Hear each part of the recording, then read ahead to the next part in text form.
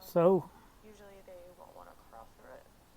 we're going to have an attack on the United States, and you want to live through the war. And if they bring it to us, there's a lot of training. A lot of training that has to be done. A lot of knowledge that has to be given. And it's not going to be like something simple. This will be something you'll have to fight for. You'll have to have the guts to maybe pull the trigger on someone. Why? You might have to pull the trigger to take someone's car to make it home. You might have to pull the trigger to take someone's food to feed the ones you love. You might have to pull the trigger to take their water, their gas. And it's not an easy thing to do. But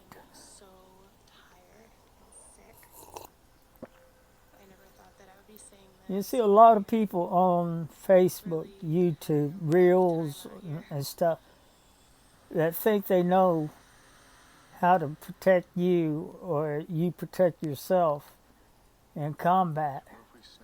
They don't know jack. They don't know a thing. They are there to get views, to get money, and they wouldn't, if they knew what they were doing and know what I know, you don't want others to know the knowledge that you have, because it's only someone else you're going to have to compete against to survive yourself. If they know how to survive, that's just more of a threat to you. So that's why I haven't made any videos and put them up on YouTube, because I'm not going to train people that I may have to hurt to protect myself. And you'll realize that in a combat situation, it's you or them. And if you want to go home to your family, then you're going to have to hurt somebody. And because they want to go home to their family.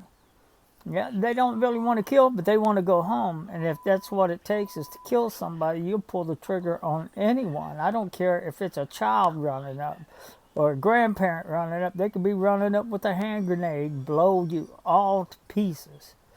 So you got to be willing to take a life. So the first step to surviving a nuclear, biological, and chemical attack is going to require you to have a nuclear, biological, chemical suit, a military grade, and it's going to need to be charcoal filtered. And you can buy these online. Now this whole suit isn't going to be cheap.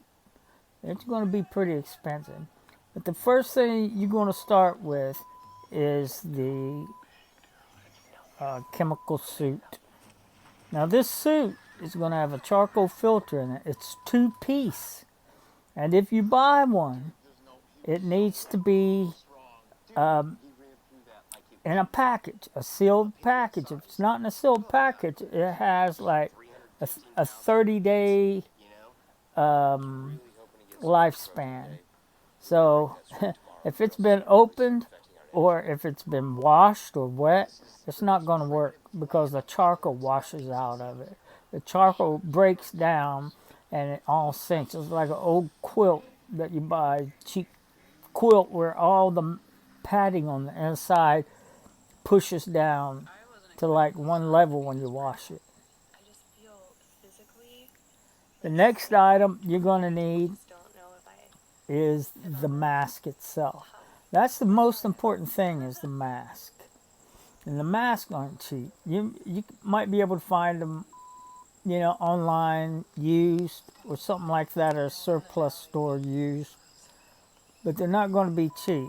And most of the ones that you find in surplus stores or like these little GI supply shops in and around base, they're used, or they're training masks. And they have filters also. So when you purchase the mask, you're going to need the real filters for it. And you're going to need extra filters for it. But they make like a training filter. The only thing it'll protect you against is like tear gas, because that's what they used to train us with. The real filters will protect you from all threats, all like biological, chemical, and radiation. So you're going to need to buy filters, and you're going to need to buy the mask. On the suit, you're also going to need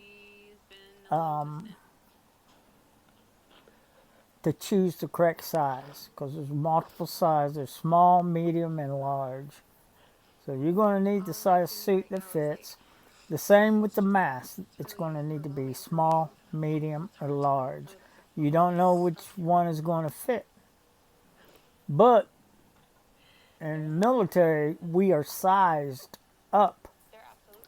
If you have to put the mask on, you can't have a beard.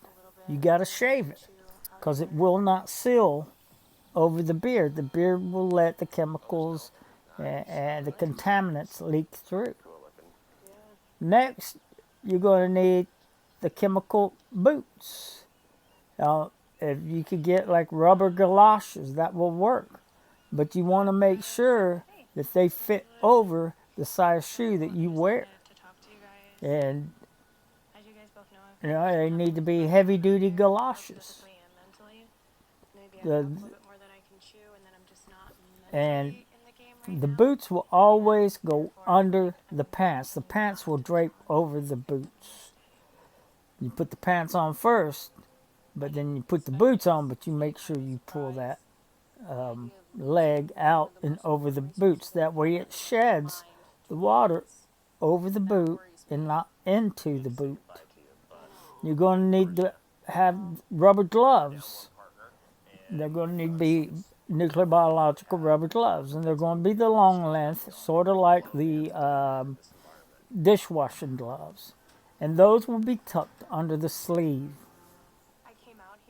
Your mask should have a hood on top of it that pulls over your face and over your shoulders, so it can also shed the chemicals and stuff off of you. Then you just get the mask, it's going to leave your head exposed. The next is what they call the atropine injector. Now that's a treatment for a nerve agent attack. And if you're attacked, you're going to need that. And if the nerve agent gets on your skin, you're going to need the decontamination kit.